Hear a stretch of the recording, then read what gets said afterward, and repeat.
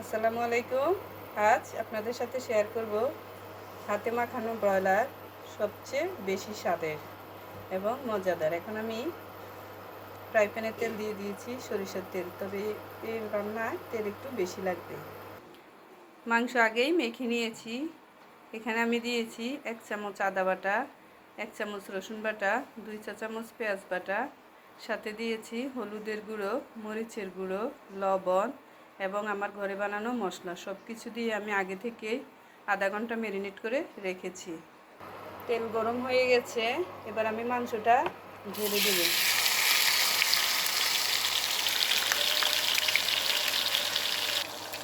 এবার মাংসটা একটু নেড়ে নেব, তবে এই মাংসে কিন্তু আমি কোনো পানি দিব না, এটা এমনিতেই হয়ে যাবে।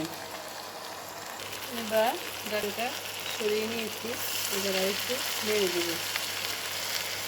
এবার নেড়ে দিব, দেখুন।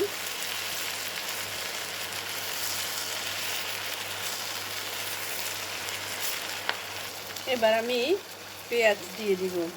এরপর পেঁয়াজের সাথে এগুলো আরও একবার মিক্স করে নেব।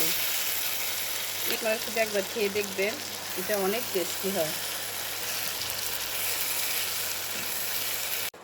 চিকেন থেকে অনেকটুকু পানি বের হয়েছে, এবার আমি এখানে একটু দিয়ে দিব মুরগির মাংসের মশলা।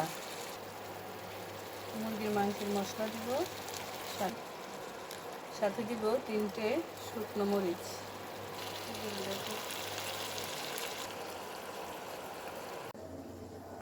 রান্না কমপ্লিট, দেখুন ফাইনাল লুক দেখুন, এটা এরকম হয়েছে। আপনারাও এভাবে বাসায় বানিয়ে খাবেন, এটা অনেক টেস্টি হয়। আমার রান্না শেষ, সবাই ভালো থাকবেন, আল্লাহ হাফেজ।